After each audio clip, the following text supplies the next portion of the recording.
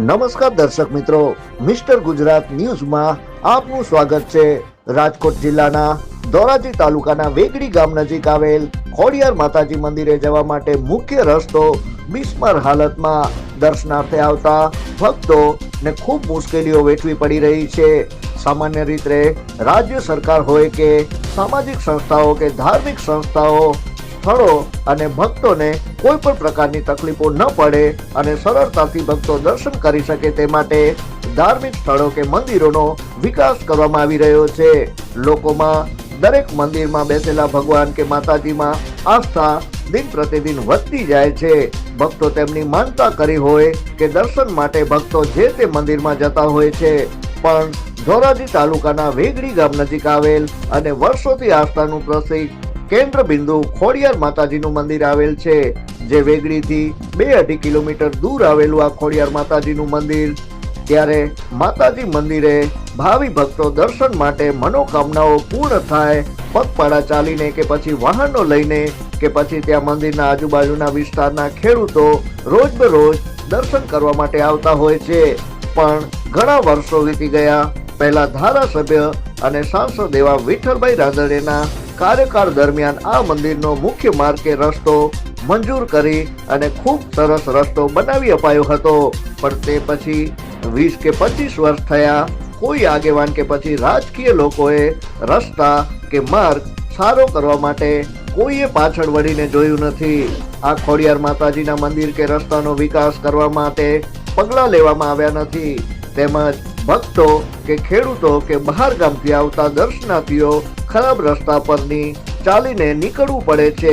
ત્યારે સ્થાનિક લોકો અને ભક્તગણ કે ખેડૂતો અને મહંતની માંગ છે કે આ રસ્તો બિસ્માર હાલતમાં છે, તેનું સ્મારક કામ કરવામાં આવે। Bureau chief Alpesh Trivedi. જોતા રહો મિસ્ટર ગુજરાત ન્યૂઝ, સત્યતાની સાથે સ્પષ્ટ વાત। વેગડી ખોડિયાર મંદિરના મહંત શ્રી હરસુખદાસ જાનકીદાસ હરિયાણી બોલું છું કે વિઠ્ઠલભાઈ જ્યારે હતા ભાજપમાં, આજે 25 વર્ષ થયા, વિઠ્ઠલભાઈએ બનાવેલો રોડ હતો, તે પછીના કોઈ પણ કાર્યકર્તા રાજકીય ક્ષેત્રના માણસો આ રોડ ઉપર કોઈ ધ્યાન આપતું નથી। અવારનવાર અમે રજૂઆત કરેલી છે, જિલ્લા પંચાયતની અંદર લેટર પેજ ઉપર લેખિત આપેલું છે। અવારનવાર યાત્રાળુ પણ અહીંયા આવે છે, પુરાણિક મંદિર છે ખોડિયાર માતાજીનું, કોઈ પણ ધ્યાન નથી આપતા અને રોડ બનેલો નથી અહીંયા। તો હવે રોડ બનાવવા અમારી નમ્ર વિનંતી છે। કેટલાક વર્ષ થયા, શું તકલીફ પડે છે લોકોને? હવે કોણ જાણે સાહેબ, હવે મેં આજે કેટલા વર્ષ 2 વર્ષ પહેલાં મેં લેખિત આપ્યું છે લેટર પેજ પંચાયતના, પણ કોઈ ધ્યાન નથી આપતું। 2 વર્ષથી મેં લેખિત આપેલું જિલ્લા પંચાયતમાં। આ રોડો સારા લઈને કેવી તકલીફ પડે છે? અરે બહુ યાત્રાળુઓને બહુ તકલીફ પડે છે કે બિચારા પગપાળા હાલીને આવે છે તો બિચારા ફરફોલા ઉપડી જાય છે। 2 કિલોમીટર ગામથી છે ખોડિયાર મંદિર, સીમની અંદર આવેલું છે। શું કહેશો તમે? તો આ રોડ બનાવવા વિનંતી કરું છું કે ભાઈ આ રોડનું કંઈક ધ્યાન દો અને કોક આમાં બનાવો આ રોડ। મારું નામ શામજીભાઈ છે, મારું ખેતર છે મંદિરની બાજુમાં, એટલે દરરોજ હું સવારે સાંજ આવું છું ત્યારે મંદિરે દર્શન કરવા આવું છું, ત્યાર પછી મારે ખેતરે જ આવું છું।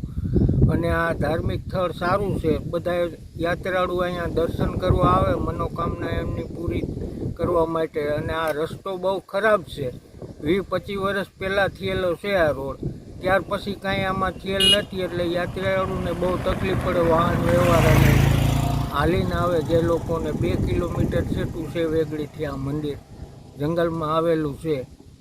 તો આ કામગીરી કોક હાથ ધરો અને રસ્તો રિપેર કરો એવી અમારી નમ્ર વિનંતી છે। ધોરાજીથી અમે આવીએ છીએ પગપાળા ચાલીને વેગડી ખોડિયાર માતાજીના મંદિરે, પરંતુ અહીંનો રસ્તો ખૂબ જ ખરાબ છે। વાહન ચાલકોને તો તકલીફ પડે જ છે, પણ સાથે સાથે પગપાળા આવતા યાત્રિકોને પણ ઘણી બધી તકલીફ પડે છે। સરકારને એક જ અરજ છે કે જેમ બને એમ જલ્દી આ વર્ષોથી જે રસ્તાનું સમારકામ થયેલું નથી એ રસ્તાનું સમારકામ કરાવે, જેથી કરી અને ભાવિક ભક્તોને અહીંયા વેગડી ખોડિયારમાંના મંદિર સુધી આવવામાં કોઈ જાતની તકલીફ ના પડે। ધાર્મિક સ્થળ કેવું છે અને મનોકામના રીતે કઈ રીતે આવતા હોય ભક્તો? હા, મનોકામના પૂર્ણ થતાં અમે પણ પગપાળા ચાલીને આવ્યા છીએ। પણ રસ્તામાં આવતા રસ્તાને લીધે બહુ તકલીફ પડે છે, જેથી કરી અને ઘણા એવા શ્રદ્ધાળુઓ છે કે જે ચાલીને અહીંયા ખોડિયાર માતાજીના મંદિર સુધી આવે છે, પણ રસ્તો ખૂબ ખરાબ હોવાથી લોકોને ખૂબ અગવડ પડે છે.